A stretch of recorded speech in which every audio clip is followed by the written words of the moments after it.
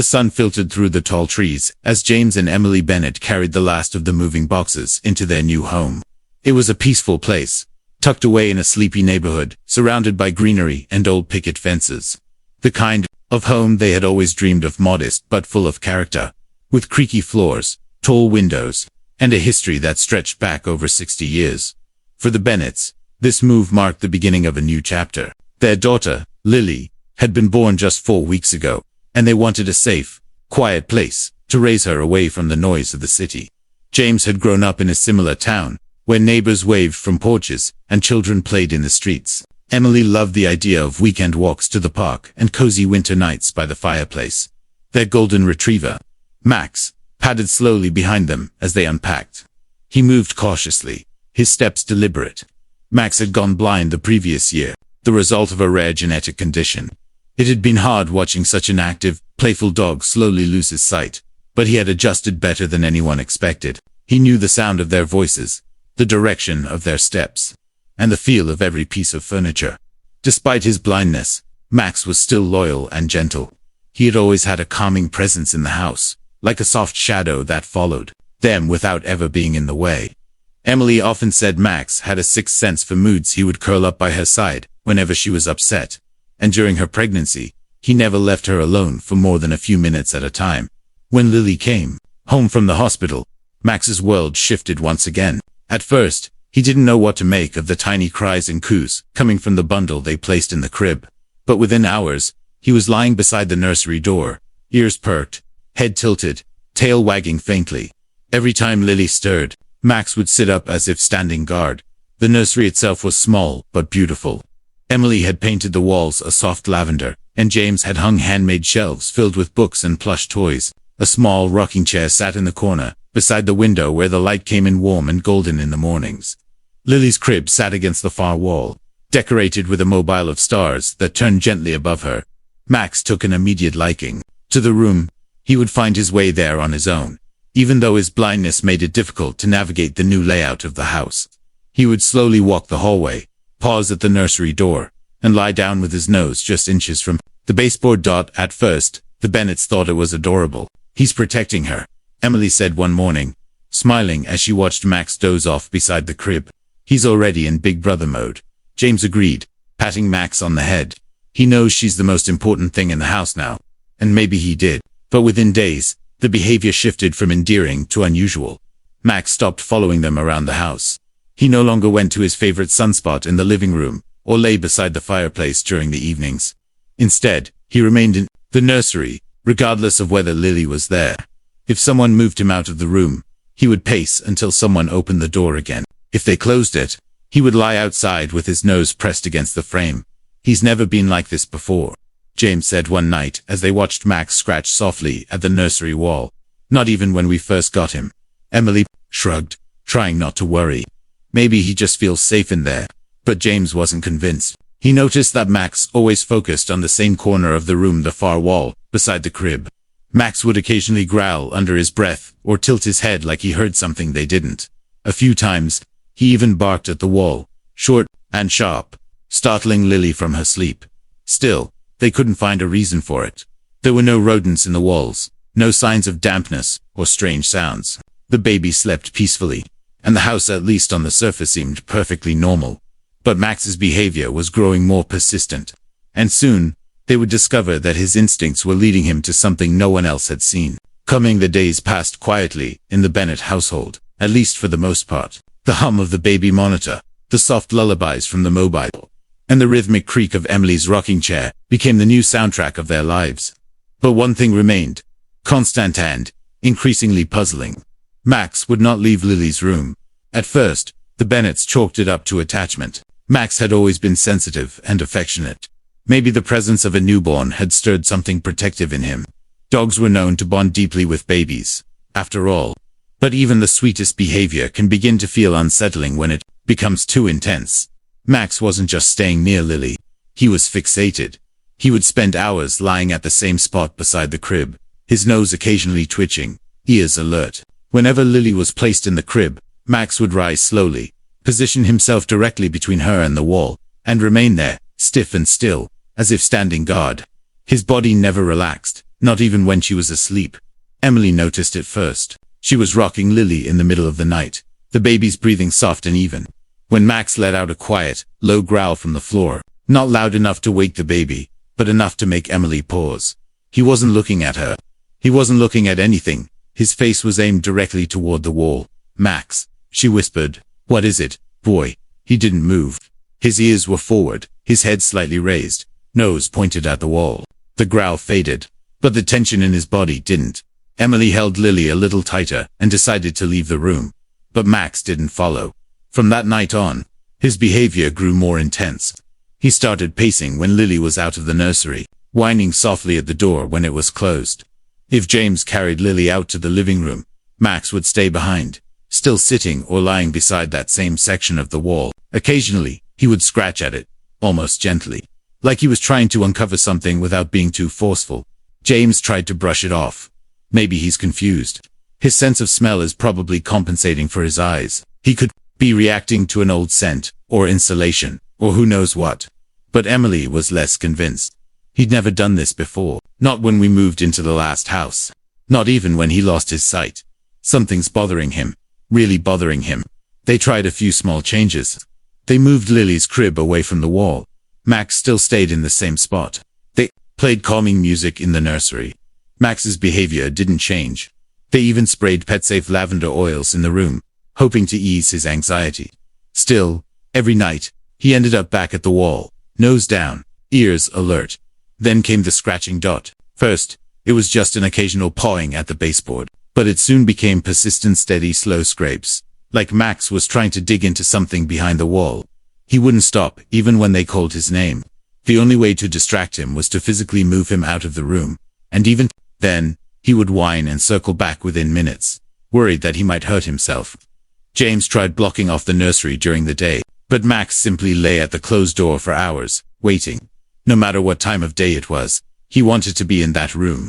Not with Lily, but by that wall. One afternoon, Emily caught him standing perfectly still, tail down, body stiff. His nose hovered just inches from the wall, and his head slowly tilted back and forth, like he was tracking something invisible. The baby was asleep in the living room, far from the room he wouldn't abandon. Something was off. That night, they sat in the living room and talked about it. "I don't think it's just the baby," Emily said. "He's not reacting to her. He's reacting to something else." James leaned forward, elbows on his knees. "But what? There's nothing in there. No weird smell, no animals, no water damage. I've checked it a dozen times." Emily hesitated. "What if it's something behind the wall?" James gave a skeptical look but said nothing. He didn't want to admit it, but the idea had crossed his mind. Too. Max's behavior wasn't random. It was targeted, obsessive, and now it was growing harder to ignore. Something was waiting behind that wall. And soon, Max would help them find out exactly what it was. Max's behavior had officially moved beyond strange. It was no longer something the Bennetts could ignore or dismiss as quirky. Day and night, he returned to the same spot by the nursery wall, never Lily's crib, never the windows, just that one specific place. It didn't matter if Lily was sleeping in another room, or if the door was closed. Max's world had shrunk down to that narrow patch of drywall. He was no longer just lying near it. He was guarding it. James tried to reason with himself. Maybe it was a smell from inside the wall. Animals sometimes made their way into older homes. It wouldn't be unheard of for a squirrel or mouse to leave behind a scent trail that only Max could detect. But this didn't feel like that. Max wasn't agitated like a dog chasing a rodent. He was intense, focused. Every move he made was deliberate. When he wasn't lying with his body pressed against the wall, he was scratching at the baseboard, not wildly, but slowly, almost like he was trying to point at something. Emily began to worry something was wrong with him. One morning, she gently ran her hand along Max's back as he sat in his usual place beside the wall. "Do you feel something?" she asked softly. "Or hear something we can't?" Max didn't move. He didn't even turn his head. His blind eyes remained locked toward the wall, as if he could see through it, and in his own way maybe he could. That afternoon, Emily stood quietly in the nursery, watching Max. The light from the window hit the wall at an angle, casting shadows that danced across the paint. It was the same spot every time, about 3 feet wide, just above the electrical outlet. She pressed her hand against it, half expecting to feel something of vibration, warmth, cold. Anything but the wall felt normal. Smooth, solid, ordinary, still. She couldn't shake the feeling that Max wasn't wrong. Later that day, James came home from work to find Max sitting stiffly again. Emily greeted him at the door. "We have to do something," she said before he could even take off his shoes. "It's not stopping." James glanced down the hallway toward the nursery. Still the wall. Still. "I think it's getting worse. He's barely eating now." James sighed and rubbed the back of his neck. "All right. I'll take another look tonight." That evening, after Lily was asleep and Emily sat reading on the couch, James grabbed a flashlight and walked into the nursery. Max didn't even flinch as he approached. He stayed glued to his spot, staring straight ahead. James knelt beside him and ran his fingers along the wall. The flashlight beam skimmed across the surface. There were no cracks, no stains, nothing out of the ordinary. But then James noticed something odd. The tapping he had been knocking gently across different parts of the wall, just trying to hear if the sound changed. And it did. A soft thump echoed back on most of the surface except one spot. One specific panel sounded hollow. It wasn't loud, and it wouldn't have been obvious unless someone was listening closely. He called quietly. "Can you come here for a sec?" Emily appeared in the doorway, holding her breath. "Did you find something?" "I don't know," he replied. "But this part of the wall sounds different, like there's a gap behind it." She looked at Max, who hadn't moved. His head was now slightly tilted, as if he knew they were finally paying attention. James tapped again, and Max gave a single bark. Emily jumped. That's the first time he's done that in days. James stared at the wall, then looked back at Max. "Okay," he said slowly, standing up. "We need to see what's behind this." Emily hesitated. "You're going to open the wall?" James nodded. "I'll make a small cut. Just enough to peek inside. If it's nothing, we patch it up. But if it's something..." He didn't finish the sentence. Because deep down, both of them felt the same thing. Something wasn't right. This wasn't a random obsession. Max's behavior wasn't the result of confusion or old age. He was trying to tell them something, and he wasn't going to stop until they listened. What they were about to uncover would prove he had been right. All along, James stared at the nursery wall with his flashlight still in hand. The quiet sound of Lily's white noise machine hummed in the background, and Max remained still, as stone beside the crib, eyes fixed forward, his body tense. The soft, hollow thump James had just heard when he knocked on the wall lingered in his mind like an unanswered question. He wasn't a handyman by trade, but he had enough experience to know when something didn't sound quite right. Most walls in the house gave off a dull, solid sound when tapped.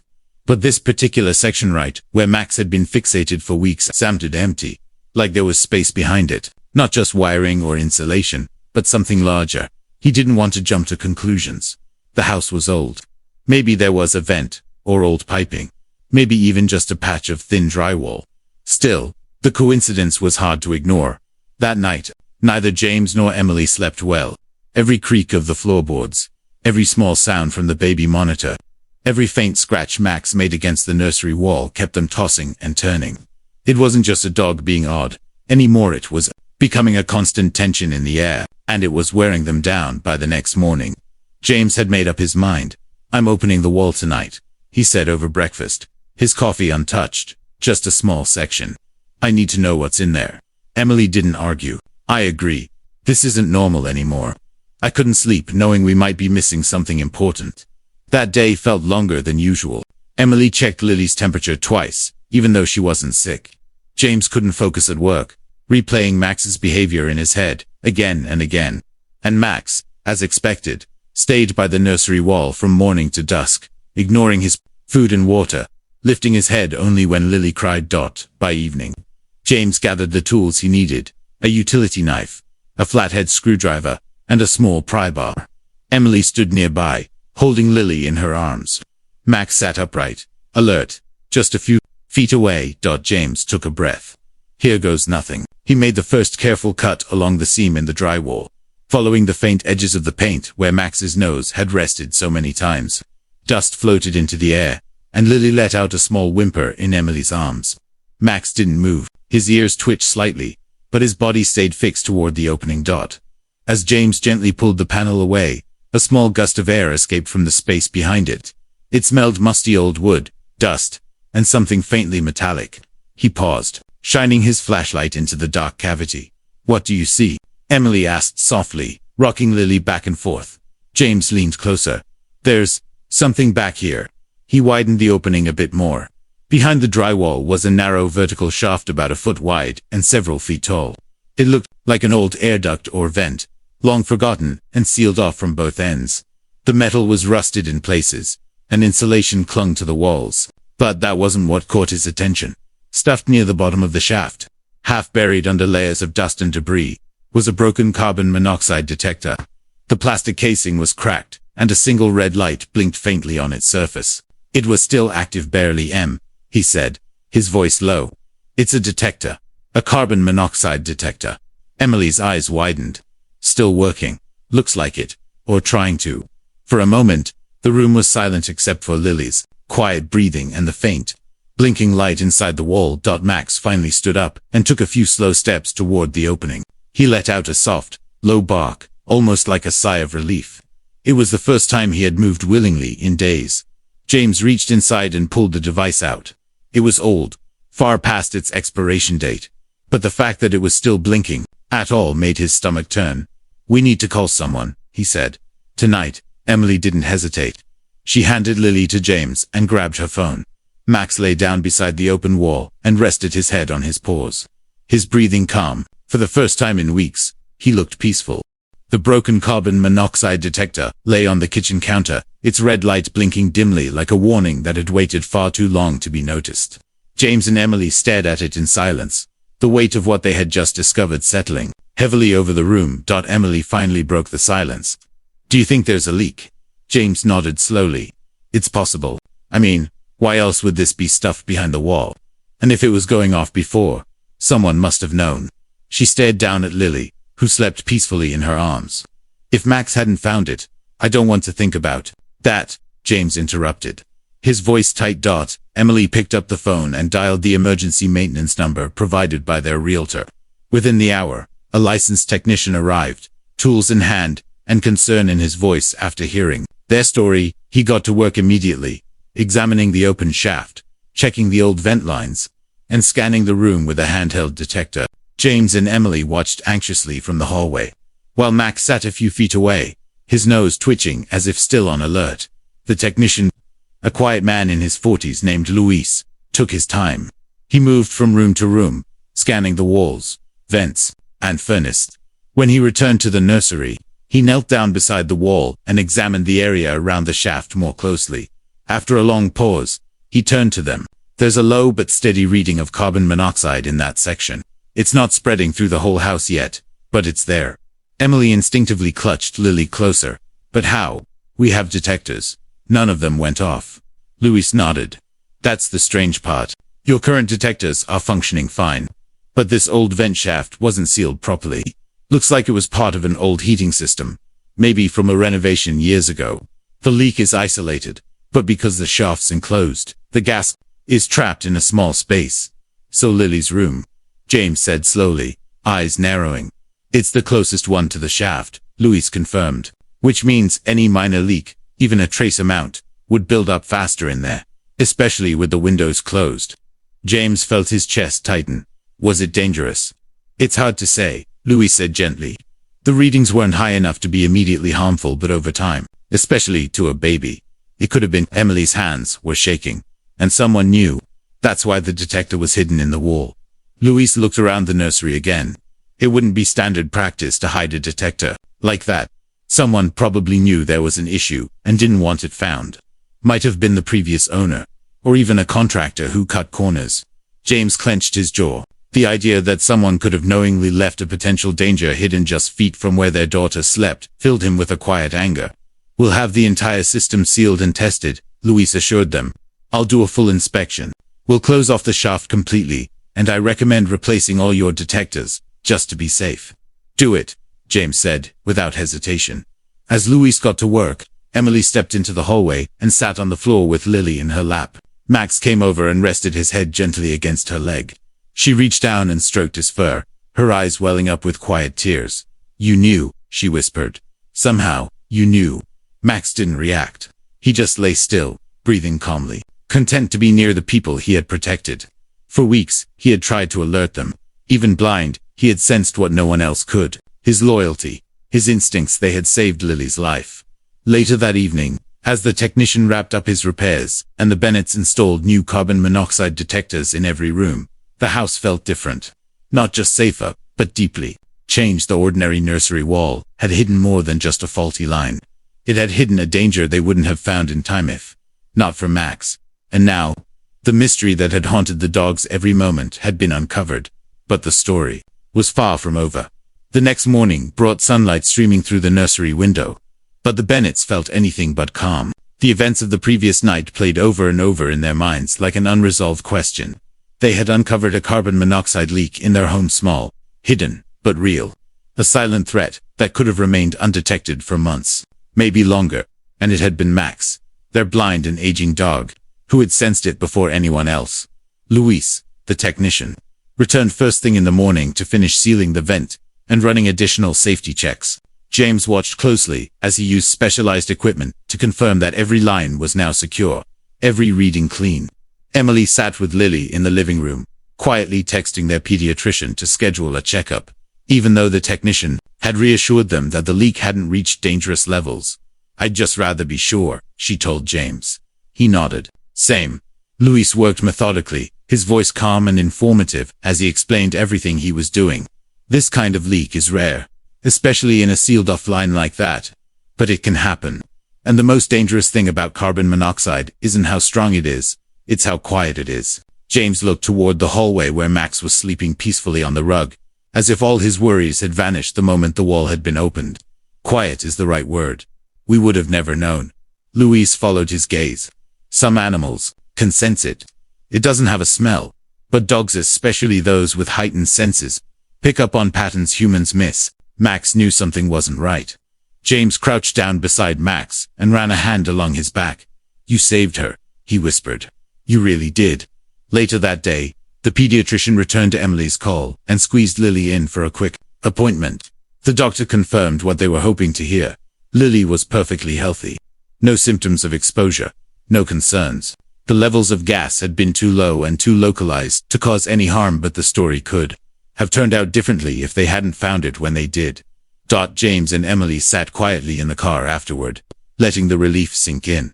"It's terrifying," Emily finally said. "We were putting her to sleep in there every night, reading to her, changing her. I had no idea we were standing next to a hidden danger." James rested his head back against the seat. And Max did. He couldn't see, but somehow, he just knew. They returned home just as the sun was beginning to set, casting long shadows through the hallway. For the first time in weeks, Max wasn't at the nursery door. He was lying in the living room, tail flicking gently against the carpet as he heard their footsteps return. Emily knelt beside him and smiled. "All done, Max. It's safe now." Max gave a small, satisfied huff and lowered his head. That night, James held Lily in his arms, while Emily stood by his side. The nursery had been rearranged, the crib now placed away from the wall, new detectors installed high on each side. But the energy in the room had shifted. Where there had once been unease and tension, there was now a sense of clarity and comfort. "We need to tell people about this," Emily said softly. "About old homes and old vents, and the fact that even a small leak can be dangerous." James nodded. "We will. And we'll tell them about Max, too." They both looked toward the living room, where Max had already curled up in his bed, finally, resting without worry. For weeks, he had been burdened by something his humans couldn't understand. Now, his mission was complete. That night, the family slept soundly for the first time in a long while. The quiet threat behind the wall had been removed. But the story of how it was discovered, of how a blind dog's loyalty and instincts had protected the most vulnerable member of the family, was something they would carry with them forever. And in the heart of their home, Max would always be more than a pet. He was the silent hero who saw what no one else could. A few days after the vent had been sealed and the detectors replaced, the Bennetts were still adjusting to the idea that their peaceful home had been harboring a silent threat. Life had begun to settle again, but not in the same way as before. There was a new layer of awareness, no of caution, of gratitude, and of awe, for the dog who had changed everything. Max had returned to his old routines. He now split his time between the kitchen floor and the patch of sun near the fireplace. For the first time in weeks, he showed interest in his food bowl again. He even accepted gentle belly rubs without trying to sneak back into the nursery. It was as though the weight he had been carrying had finally been lifted. But James still had questions. Why was the vent never properly sealed? Why was the carbon monoxide detector stuffed behind the wall? Who had left it there, blinking faintly, behind layers of insulation? He contacted the previous owner. The man, polite but distant, claimed to know nothing about any vent shaft in the nursery. "We never used that room much," he said. "We always had our office set up in there. No kids." James wasn't sure if he believed him, but there wasn't much he could do. The home inspector who had checked the house before they moved in hadn't mentioned anything about faulty lines or hidden vents. And now, after a full cleanup and safety check, the danger was gone. But the mystery lingered. One afternoon, James decided to call the inspector, who had done the original walkthrough. He explained what had happened in calm, but firm detail. "You missed something," James said. "There was a sealed shaft behind the nursery wall, leaking carbon monoxide." The inspector, clearly unsettled, apologized. "That shouldn't have been there. It might have been part of the original furnace line from decades ago. In older homes, people used to run vertical vents for gas heaters, especially in bedrooms. But the newer systems don't use those anymore. Someone must have sealed it off during a renovation but didn't do it properly. And the detector in the wall." The line went quiet for a moment. "That's not standard," the inspector finally said. "Someone may have realized it was a problem and tried to monitor it quietly without reporting it. That's not good." James ended the call feeling a mix of frustration and relief. Yes, the threat had been real. Yes, it could have gone undetected. But in the end, it hadn't. Because Max had found it first. That evening, Emily and James sat outside on the back porch, watching the sky shift into a soft blend of oranges and purples. Max lay beside Emily's feet, his head resting on the cool wooden boards. "I can't stop thinking about it," she said. "If he hadn't been so persistent." James nodded. "We would have gone on thinking everything was fine. We would have put Lily to bed every night in that room, and we would have never known." Emily reached down and scratched Max behind the ears. "He never gave up. He stayed there day after day. He was trying to tell us something. And we almost missed it," James said quietly. "I feel like I understand him more now. Like, there's this whole other level to the way dogs think, especially Max." He couldn't see the wall, but he knew. They sat in silence for a few minutes, watching the breeze shift through the trees. Then Emily looked at Max and smiled. "He's not just a dog," she said. "He's a guardian." James looked down and gave Max a small pat. "A blind guardian, who saw more than we ever could." From that night on, Max's place in the family changed. He had always been loved, but now he was cherished. Not just for his years of loyalty or the comfort he brought to their home, but for the instinct that had protected their daughter when they didn't even realize she needed it. The house was quiet again. The danger had passed. But the memory of what Max had done and what he had revealed would stay with them for the rest of their lives. From the outside, the Bennett's home looked like any other on their quiet street. Brick walls, white windows, and a freshly painted porch swing that creaked gently in the wind. But inside, something had changed. Not in the structure, which was now sealed and safe, but in the way the family saw their home, and the heart that protected it. Max, the blind golden retriever, who had once simply followed the family around, out of habit, had become something more, something bigger. He had become a symbol of trust, loyalty, and a kind of unseen wisdom that defied explanation. The story of what he had done traveled quickly. Starting with a post Emily made on a parenting group online, she shared how their blind dog had insisted something was wrong in their baby's room, how he stayed near the wall for days, refusing food and sleep, until the family finally investigated and found a hidden carbon monoxide leak. The post spread quickly. Within a few days, neighbors knocked on their door to thank them for raising awareness. One woman down the street scheduled her own home inspection and discovered a faulty vent in her attic. A local newspaper picked up the story and ran a piece titled, "Blind Dog's Instinct Saves Infant from Hidden Danger." Even the town's animal shelter shared the article, writing, "Never underestimate what a rescue dog can do. Max may not have sight, but he sees with his heart." Emily cried when she read it. They received messages from strangers, some thanking them for the warning, others simply touched by Max's actions. A group of school children sent a large hand-drawn card that read in colorful letters, "Thank you, Max. You are a superhero," with paw prints and hearts scribbled around the border. But Max didn't know any of that. He didn't need to. All he knew was that the wall no longer whispered trouble, and the baby he had grown to love was now safe and sound. That was enough for him. Despite his blindness, Max always found his way to Lily. He would nuzzle her toes when she sat in her rocker, or curled beside her playmat, tail wagging gently at the sound of her giggle. As she grew and learned to crawl, she would reach for him instinctively, tiny hands tugging gently at his fur. He never minded. In fact, he seemed to welcome it. And Lily, though too young to understand what Max had done for her, responded to him in ways that surprised her parents. She would fall asleep more icily when he lay nearby. She would babble happily when she heard the sound of his paws. There was a bond forming between them, silent, deep, and unbreakable. One evening, as the family sat on the living room floor, Lily toddling between her parents, Emily looked over at Max, curled on his blanket. "We should do something for him," she said suddenly. James looked up. "Like what?" "I don't know. Something special. Something that says thank you." A week later, the Bennetts organized a small neighborhood gathering at the park. There was no formal ceremony, just a group of friends, neighbors, and fellow dog lovers who had heard the story and wanted to meet Max. A local bakery donated dog-friendly treats. A family friend printed a sign that read, "Thank you, Max, our neighborhood hero." James even fashioned a simple collar tag in the shape of a gold star. It read, "Guardian of Lily." Max didn't understand the fuss, but he did understand the joy in the air, the hands that reached out to pet him, the way Lily laughed as she sat in her stroller, watching it all unfold. That night, after everyone had gone home, and the house had grown quiet again, Max lay beside Lily's crib, out of worry, but simply out of habit. The room was safe now. His job was done. James watched from the doorway for a moment, then turned off the light.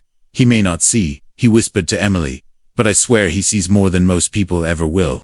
And with that, the house fell into peaceful silence. Max, the blind dog who never gave up, had protected his family not with sight, but with something even stronger.